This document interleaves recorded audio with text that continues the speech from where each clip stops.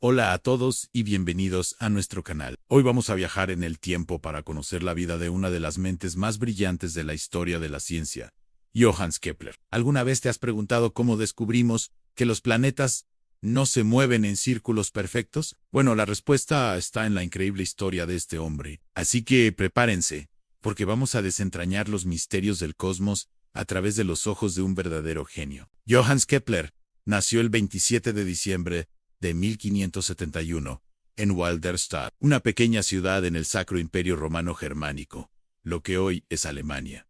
Su infancia no fue nada fácil. Su familia era luterana, y, aunque su abuelo había sido alcalde, la fortuna familiar estaba en declive. Su padre era un mercenario que abandonó a la familia cuando Johannes tenía solo 5 años, y su madre era una herbolaria que más tarde sería acusada de brujería. Imagínense crecer en ese ambiente. Desde pequeño, Kepler fue un niño frágil, pero con una inteligencia deslumbrante. Una viruela casi lo deja ciego y le debilitó las manos, lo que le impediría realizar observaciones astronómicas detalladas por sí mismo más adelante. Sin embargo, su mente era su mayor fortaleza.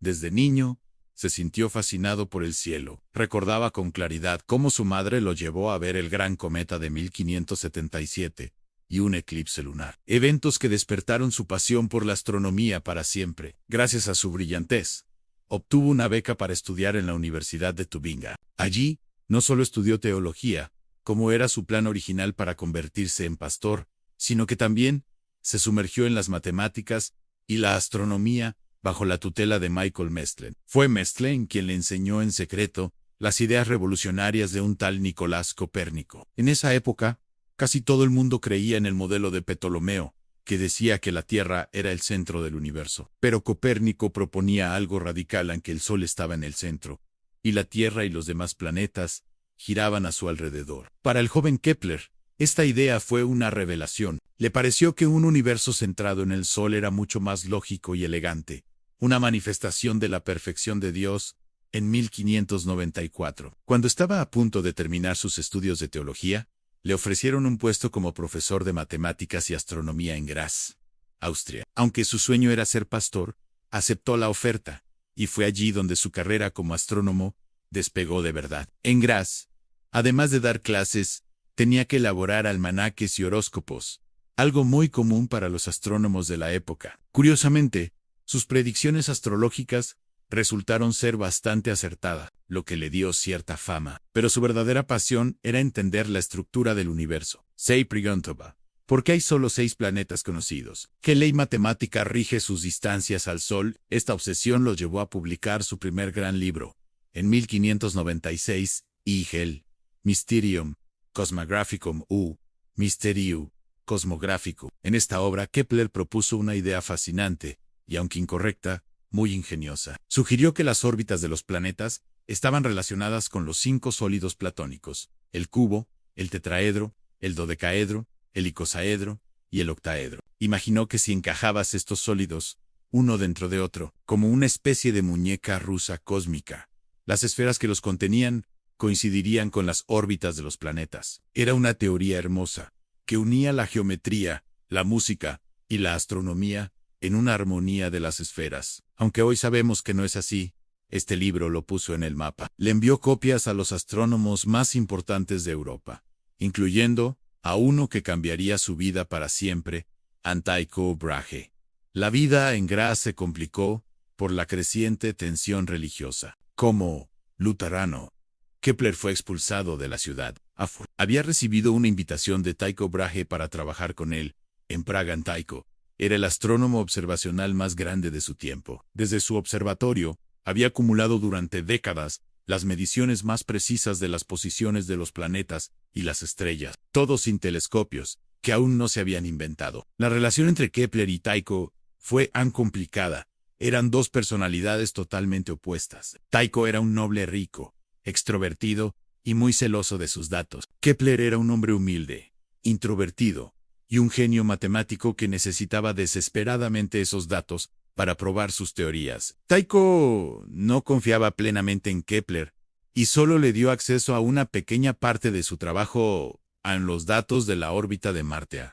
Y aquí es donde la historia da un giro dramático. En 1601, Apenas un año después de la llegada de Kepler, Tycho Brahe murió repentinamente. En su lecho de muerte, dicen que le suplicó a Kepler que usara sus datos para demostrar su propio modelo del universo, un sistema híbrido entre Ptolomeo y Copérnico. Pero el destino tenía otros planes. Kepler fue nombrado matemático imperial en su lugar y, finalmente, tuvo acceso a todo el tesoro de observaciones de Tycho, con los datos de Marte en sus manos. Kepler se embarcó en lo que él llamó su guerra con Marte. Estaba convencido de que podría resolver el enigma de su órbita en unas pocas semanas. Esas semanas se convirtieron en años de cálculos agotadores. Intentó por todos los medios ajustar los datos de Tycho a una órbita circular, como todo el mundo creía desde la antigua Grecia. Pero por más que lo intentaba, siempre había una pequeña discrepancia, una diferencia de solo 8 minutos de arco. 8 minutos de arco es un ángulo diminuto,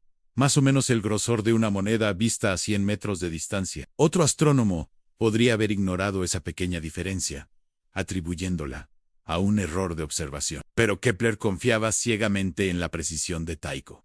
Sabía que esos 8 minutos de arco no eran un error. Aaron Leclave. Esta honestidad intelectual es lo que lo convierte en un verdadero héroe de la ciencia. Fue entonces cuando tuvo una idea revolucionaria. ¿Y si la órbita no era un círculo? Después de probar con óvalos y otras formas, finalmente probó con una elipse. Y, como por arte de magia, todo encajó a la perfección. Los datos de Tycho coincidían exactamente con una órbita elíptica con el Sol en uno de sus focos. Este fue un momento cumbre en la historia del pensamiento humano. Después de 2000 años creyendo en círculos celestiales perfectos, Kepler demostró que la realidad era diferente. Esta es su primera ley del movimiento planetario. Pero no se detuvo ahí. Al estudiar la velocidad de Marte, notó que se movía más rápido cuando estaba más cerca del Sol y más lento cuando estaba más lejos. Tras más cálculos, formuló su segunda ley, una línea que une un planeta con el Sol barre áreas iguales, en tiempos iguales. Esto significaba que la velocidad de los planetas no era constante. Publicó estos dos descubrimientos monumentales en 1609, en su libro, Astronomia Nova o Nueva Astronomía. Este libro es una obra maestra, no solo por sus conclusiones, sino porque Kepler detalla todo su proceso, incluyendo sus errores, sus callejones sin salida y sus momentos de frustración. Es como leer el diario de un detective que resuelve el mayor misterio del cosmos. Mientras hacía estos descubrimientos, su vida personal seguía siendo turbulenta. Su esposa y uno de sus hijos murieron, y la inestabilidad política lo obligó a mudarse de Praga a Linzán. Fue también en esta época cuando escuchó sobre el nuevo invento de Galileo, el telescopio. Kepler se entusiasmó de inmediato, consiguió uno, lo mejoró y escribió uno de los primeros tratados sobre óptica, explicando cómo funcionan las lentes. A pesar de las dificultades, su mente no paraba de trabajar. Pasó la siguiente década buscando una ley que relacionara los períodos orbitales de los planetas con sus distancias al Sol. Quería encontrar la música del universo que había imaginado en su juventud. Finalmente, en 1618, la encontró. Descubrió su tercera y última ley: el cuadrado del período orbital de un planeta es directamente proporcional al cubo de la distancia promedio al Sol. Esta ley era la sinfonía que había estado buscando, una fórmula matemática precisa que unía a todo el sistema solar. La publicó en su libro Harmonices Mundi, o la armonía del mundo. En medio de estos triunfos científicos, una sombra oscura cayó sobre su vida. Su madre, Catherina, fue acusada de brujería. Durante 6 largos y angustiosos años, Kepler tuvo que usar todo su ingenio y prestigio para defenderla. Escribió alegatos legales, viajó y luchó incansablemente hasta que finalmente logró su liberación en 1621. Fue una batalla agotadora que muestra su increíble lealtad y carácter. En sus últimos años, completó las tablas rudolfinas, un catálogo de estrellas y planetas basado en las observaciones de Tycho y sus propias leyes. Estas tablas eran inmensamente más precisas que cualquier anterior, y se convirtieron en la herramienta estándar para los astrónomos durante más de un siglo. Johannes Kepler murió el 15 de noviembre de 1630, a los 58 años. Murió en medio de un viaje, tratando de cobrar el salario que le debían. Fue enterrado en Ratisbona, pero su tumba fue destruida durante la Guerra de los 30 años. Sin embargo, su legado es indestructible. Kepler fue el puente entre la astronomía antigua y la moderna. Fue el primero en proponer leyes físicas para gobernar los cielos, en lugar de solo describirlos geométricamente. Sus 3 leyes del movimiento planetario sentaron las bases para que, unas décadas más tarde, Isaac Newton desarrollara su ley de la gravitación universal. De hecho, Newton dijo que si había visto más lejos, era por estar sobre hombros de gigantes. Y sin duda, uno de esos gigantes fue Johannes Kepler. Así que la próxima vez que miren al cielo nocturno, recuerden a este hombre extraordinario, un hombre IQ. A pesar de la enfermedad, la pobreza y la tragedia personal, nunca dejó de buscar la verdad y la armonía en el universo. Su historia nos enseña que la curiosidad, la perseverancia y, sobre todo, la honestidad intelectual pueden llevarnos a descubrir las verdades más profundas del cosmos. Gracias por acompañarnos en este viaje por la vida de Johannes Kepler. Si te ha gustado el video, no olvides darle a like, suscribirte y activar la campanita para no perderte nuestras próximas historias sobre los grandes genios de la ciencia. Hasta la próxima.